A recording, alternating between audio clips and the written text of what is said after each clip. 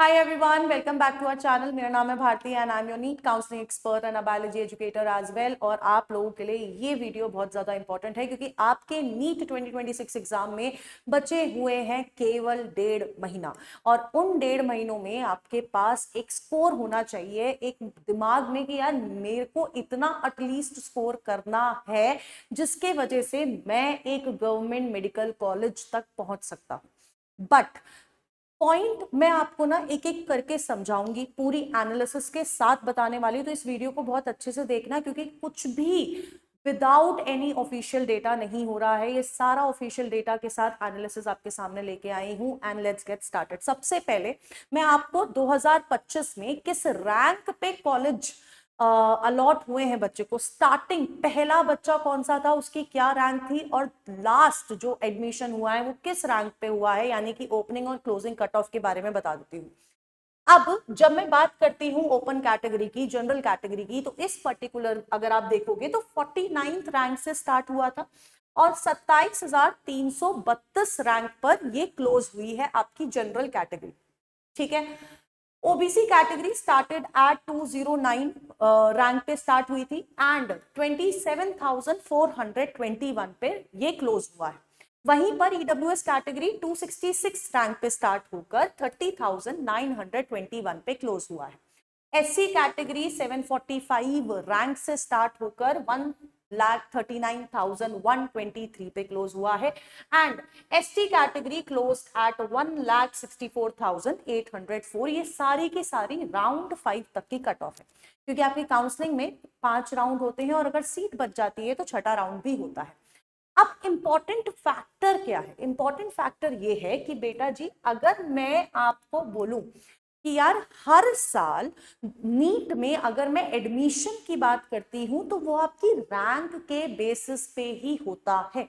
अब मैं आपको एक सिंपल एग्जांपल से समझाती हूँ। देखो, अब मैं 2024 की बात करती हूँ। पेपर बहुत इजी आया था, हम सबको पता है 2024 में कितनी सारी चीजें हुई थी, पेपर लीक का मामला था, है ना। और पेपर इतना इजी आया था कि हमारी जो मार्क्स वाली कट ऑफ थी वो कितनी गई थी, अराउंड 650, 650 टू बी प्रिसाइज की अगर मैं बात करती हूँ। रैंक कितनी थी? 25,000, है ना। 25,000 पे आपके ओपन कैटेगरी वाले स्टूडेंट को, जनरल कैटेगरी वाले स्टूडेंट को यहाँ पर कॉलेज अलॉट हुआ था। अब वहीं पर 2025 की अगर मैं बात करती हूं, जब अचानक से पेपर बहुत टफ आ गया और पेपर टफ आने की वजह से, अब आप बोलोगे मैम पेपर टफ आया है तो यार रैंक में भी तो डिक्लिनेशन दिखाई देना पड़ेगा ना। नहीं दिखाई दिया। रैंक के बेसिस पे अभी बताया 27,332 आपकी कट ऑफ गई थी। वहीं पर मार्क्स वैरी करे, 525 मार्क्स पे जनरल कैटेगरी के स्टूडेंट को आखिरी सीट गवर्नमेंट मेडिकल कॉलेज में मिली। अब तीसरा इंपॉर्टेंट पॉइंट क्या है? तीसरा इंपॉर्टेंट पॉइंट है कि यार ये जो आपका रैंक होती है ना, दिस रैंक 2024 से 25 में आप देख सकते हो अप्रोक्सीमेटली 2K का डिफरेंस आया 2000 रैंक का। अगर आप 2023 का भी देखोगे ना बेटा जी, 2023 और 2024 में भी आपको 1.5 से 2,000 का ही डिफरेंस दिखता है। ये इतनी ही इन्फ्लेशन होती है। और ये इन्फ्लेशन भी क्यों होती है? क्योंकि आपके कुछ कॉलेजेस ऐड होते हैं, आपकी न्यू सीट्स ऐड होती है और न्यू सीट्स ऐड होने के वजह से ही आपको ये इन्फ्लेशन देखने को मिलता है। और इतना ही हर साल इन्फ्लेशन होता है, इससे ज्यादा इन्फ्लेशन नहीं होता रैंक में।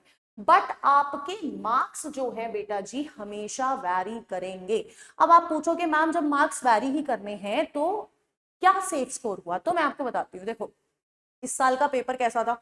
हम सबको बहुत टफ लगा।